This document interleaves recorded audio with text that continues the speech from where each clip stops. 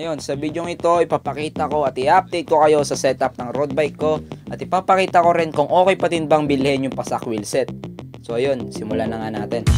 So what is up guys? So nagbabalik na naman ako for another video. And guys, sa video ito is bike content naman tayo. And ngayon is ipapakita ko sa inyo kung okay pa rin ba yung pasak wheelset after 1 year na siyang magamit. Ito guys, ito yung setup ko sa bike.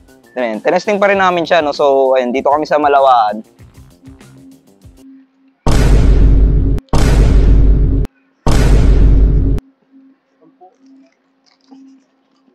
So yun nga, balik tayo sa content. So ito, pasak wheelset yung gamit ko dito. So yan. So kung maalala nyo, na-review ko to nung nakaraan.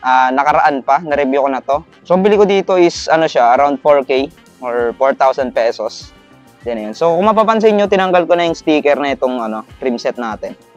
Yan. So kung makita nyo, wala na siyang sticker. So bali setup ko ngayon is all black. Then nilagyan ko nitong holographic sticker na to. Wala akong magawa eh. Then, ayun. So, bago nga pala magsimula, binabati ko kayo ng Happy New Year everyone! Happy New Year and Merry Christmas. Yan. So, dito sa may sa may shifters ko, Sagmit Alliance Pro pa din. Sagmit Alliance Pro pa din. So, 8 speed. Ayan, okay pa din. So, yung issue na ito, puro gas-gas. Puro gas-gas na siya. Pero, overall, goods pa rin naman yung performance niya. Ayan. Then, dito sa stem, ayun, same pa rin. So, Wake brand pa rin itong gamit ko. Subok na to, matigas to, matigas. And, ayun, handlebars. Then, itong top cap ko is pinalitan ko na siya to ZTTO. So, ito guys, yung ZTTO na brand, trusted na to ng mga bikers.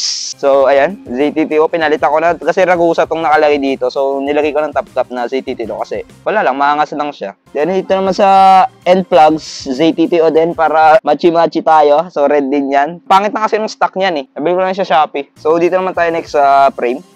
So, sa frame ko, ayun, Phoenix pa din na naka-matte black na puro gas-gas. Puro tapal lang marker. Pero di ba siya halata pag malayo, kaya goods lang. So, ito nilagay ko lang to sticker na to sa loob ng combo.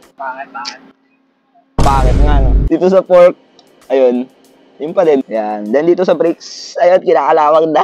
Pwede pa yan. Pwede pa yan, kinakalawag na. Nakabot pa ng bataan yan. Ayun yung sa, naman, sa may boots naman niya, sa brake pads. Medyo pudpud na, no? Pero sa rim, okay pa din yung rim ko.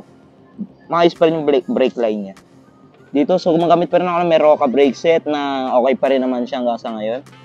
Sa headset natin, Ragusa, na napalitan na to ng headset dahil, antigas niya na nung nakaraan, pero yun, buti may spare headset si Papa. Ayan, kaya mapapansin nyo hindi na siya kulay pula, kulay black na siya. Ito pula pa rin, ito black. Ito sa seat post, naka-wake pa din ako. Na, ayun, pares lang sila ng stem dahil subok naman tong brand na to. Dito, West Viking na wala na siya yung pang signal. Dahil na wala na, pero kay Papa, iniram ko lang. Din sa saddle, Cosic pa din na medyo pudpud na. Dahil sa pawis, pero okay pa din yan. Malambot pa din, malambot. Pag nagpapawis. Ito yung brake set ko sa likod, ayan, Meroka, na hindi pa rin naman siya napupudpud, no? Pero kalawang na yung mga bolts niya, medyo kalawang na. Then, ito nga yung, sa gulong ko, black cut pa din na yung, yung interior niya is giant pa din, na hindi pa rin napapalitan, so hindi pa rin ako nabubutasan dito, kaya okay pa din, no? So, yung rim ko, ito nga yung pasak na walang sticker. Yan. Di makita nyo yung hubs niya? Ayun. Pula pa din. Goods pa din yan. Crankset. Siyempre, yun pa din. Di pa rin ako nag-upgrade ng crankset. Okay pa naman to. Then, dito, FD ko, Sagmit Alliance. RD, Sagmit Alliance na okay pa din naman yung shifting. Then, ito, yung pasak na hub sa harap. So, ito manipis lang to. So, parang hinlalaki ko lang to eh. O itong yung tuturo. Ganyan lang siya kanipis. Ano pa ba? Pedal, Promend, yun pa din naman. Sa chain, yun pa rin yung chain ko. So, stock chain pa rin siya ng Sagmit Alliance na kasama ng binili ko. Then, sa may cogs, di pa rin siya kinakalawang. So, stainless na siguro tong ginamit dito kaya hindi siya kinakalawang. Yun, goods pa din naman. Then, dito sa pasak, maingay pa rin yung tunog na ito. So, mamaya sa sound check natin yan, di ba? Yan. Yan. So, ito yung kabuwang setup ko. Siyempre, black and red yung tema nung natin. Yan.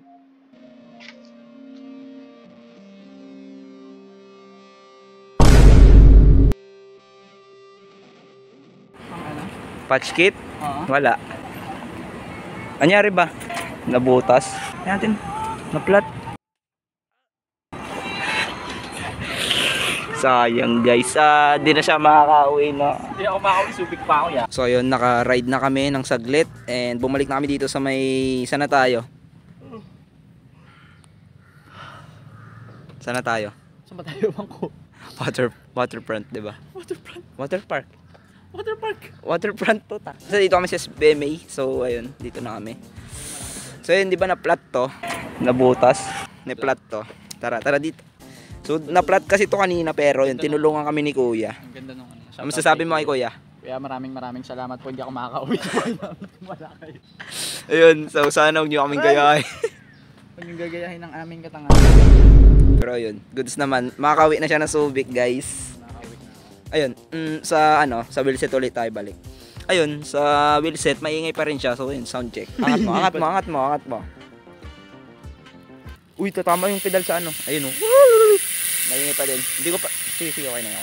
Lapag mo na, okay na, lapag mo na lang. So ayun, hindi ko pa to na tao dito, nare-repack. Hindi ko pa siya nare-repack pero yung ano niya, madulas pa din. May grasa pa rin siguro to sa loob yung hubs. Kasi ano na to, seal bearing naman to.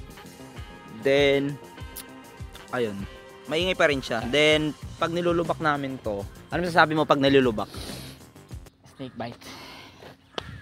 Na-flat ka pala. Nabutas. Pero pag nilulubok namin tong wheelset na to, hindi pa rin naman siya nababalik ko. So okay pa rin siya kahit malubak-lubak to. Matibay. Tibay. Ano masasabi mo kay Pasak? Tibay. Reliable. Kaya kung pinag-iisipan nyo pa tong gulong na to, bilhin nyo na to. Goods na to kasi budget meal tapos maingay. Ang ganda na ng components na ginamit. Pasak. Baka naman. Kapal mo naman. Masabi ko lang sa setup, okay pa din siya. Sa harap naman, matulin pa rin. Ay, matulin. Matagal pa rin siya uminto, di ba? Matagal pa rin uminto. Okay pa din. Uwi na kami. Naplatan eh. So ayun, bago ako mag-outro, ito lang yung masasabi ko doon sa Pasak wheelset. Kung naka-add to cart man to dyan sa mga Shopee or Lazada nyo, bilhin nyo na to kasi hindi kayo magsisisi dahil isa ako sa nakasubok nung tibay nung wheelset na to. At kahit ilubak ko siya or mataas na drops yung nagawa ko, buhay pa rin yung wheelset. Tsaka hindi siya madali mabengkong tulad ng ibang mumurahing wheelset. So ito kasi, wheelset na to is kasama na yung rayos, yung rim, hubs, okay na siya pagkabili mo. Gagamitin mo na lang talaga siya at isasalpak mo na lang sa may bike mo. Then dito naman sa masasabi ko sa whole bike ko, okay naman siya, mabilis siya, then nagagampanan niya naman yung dapat gawin ng bike, which is transportation. Then ayun, pang libang-libang lang pag walang magawa. At ayun, mag-outro na nga ako. So maraming salamat sa panonood. Kung nagustuhan mo man yung video ko, like mo na, subscribe, and hit mo yung notification bell para updated ka pa sa mga bagong video. Then ayun, so happy new year ulit, and yun, bye.